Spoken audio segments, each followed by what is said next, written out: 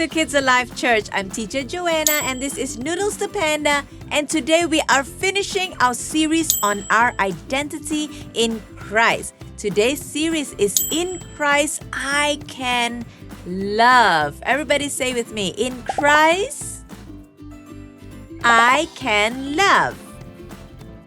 Very good. In Christ I can love. And this is about talking about we loving people around us. How can you love those around you? How can you love your friend? How can you love that little boy that is stinky and comes to school with torn socks and torn shoes? How can you love those around you who may not seem so easy to love? How can you love them? And today's story, we're going to talk about this prophet named Elijah. Elijah was a great prophet of God. He was well known. And one day, God told him to go to the house of a widow. He had to go to a town and he had to go to a house of the widow. And at this widow's house, God told him to tell this widow that, you know what, you're going to make me some bread. And then the widow is going to make you some bread. So Elijah was like, okay, and he did as he was told. He always did what God had told him. So he went to this house of a widow, and then he knocked at the door and she opened it, and then he said, hey, you know what? Can I please have some water? And she said, sure. Then he said, and can I have some bread? And she said, well, actually, I'm going to make myself some bread, and then I only got a little bit of flour and a little bit of oil left. I'm just going to make some bread, and then me and my son are going to eat this as our last meal and die. And Elijah said, okay, you know what? Make that for me first, and then you make for your son. And then Elijah said, God told me that you're supposed to do this, and you will always have enough. And she did as she was told. And guess what? A miracle happened.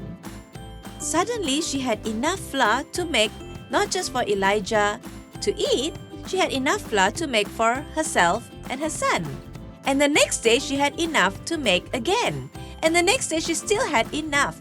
She didn't go out and buy, it was just there, in the jar. How is that possible? It was because God was showing her that He loves her. And He loves, and God loves the son. And God wanted to show through Elijah that, hey, God is interested in even the smallest person. God wants to love you. So the greatest fulfillment in life comes from conveying God's love to others. That simply means we get so much fulfillment just by telling people about God's love. And then we can see them light up and we can see that God loves them. Isn't that interesting? Now, what can we learn from this lesson? Showing God's love, number one, showing God's love takes boldness. It does. Do you think it was easy to Elijah to say, okay, you're going to eat your last meal, make for me first and then make for yourself. Do you think it was easy for him to say that? He was probably thinking, oh God, must I really say that? What? Ayo! So tak malu, so shameless. How can I tell this poor woman and her son to give me? I want to eat first and then you see. Like that. How can? But it takes boldness. Same thing. When you go to your friend, everybody else is watching. Then they see, why he is going to that poor fella, that stinky fella, always dig the nose. Why is he going there to share his food? Why is he going there to give money? Why is he going there? But you know what? Showing God's love takes boldness. Yeah? It does. Number two, showing God's love is not about us. Now, when God said to Elijah to go to this widow, he's probably thinking, oh my goodness, God, I am hungry, I am thirsty. You want me to go to this widow, this poor woman? What about I go to the rich man at the corner house there with the beautiful flowers and Or what about that businessman? Or what about that rich family? I see the children playing on swings and all that. They're very rich. What about the king, God? What about that? Maybe they can give me some food and some water. But no, God said, no, you go to this poor woman. So it's not about Elijah. It's not about what he needs. It's about what they need. The same thing, when you reach out to people around you, it's not about yourself. It's showing them that God loves them. It's showing people that God loves the people. Yes, God loves you and God will provide for you. But you know what? When you take this next act of saying, hey, I want to show God's love to those around you, it's not about you anymore. It's about the people around you. And number 3, showing God's love is very fulfilling.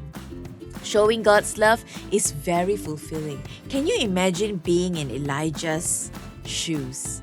Waking up every day and seeing, hey, there's still flour and water and oil. There's still flour and oil. Hey, today is your last meal. Maybe, maybe not. Hey, got some more again. Hey, God is providing a miracle every single day. It must have been so fulfilling for Elijah to say, hey, what God told me was really true, lah.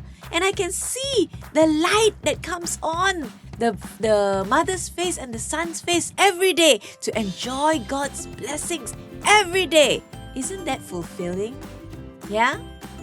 So these are 3 lessons we can learn from Elijah's story. Number 1, showing God's love takes boldness. Showing God's love is not about us. And showing God's love is very fulfilling. So I hope you guys understand, and I hope you can show people around you God's love. Invite them to church as well. Now our friends are going to tell us the memory verse for this week. Hello and welcome back to KidsAlive Church, everybody. I'm so happy to be here, but also I'm sad. Why? Why are you sad?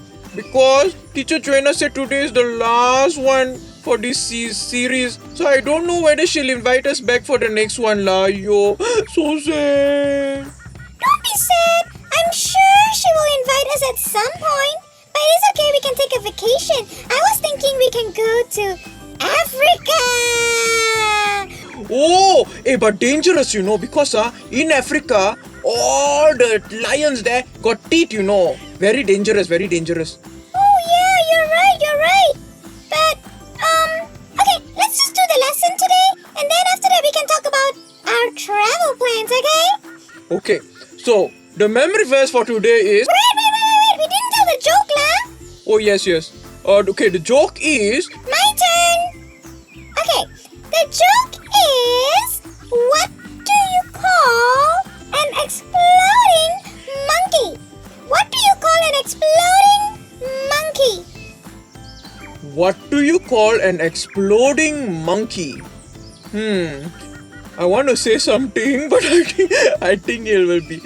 I just whispered to you. No. Cannot tell the children they were all nonsense like you. Ayo, he said something about farting.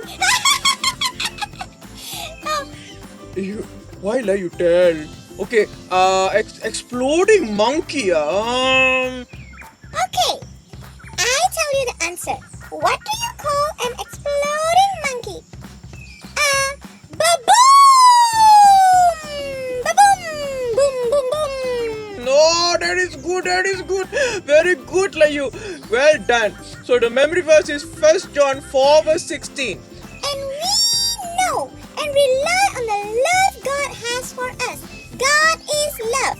Whoever lives in love lives in God and God in them. Very good. So, I hope you guys understand the lesson. I hope you enjoyed my joke.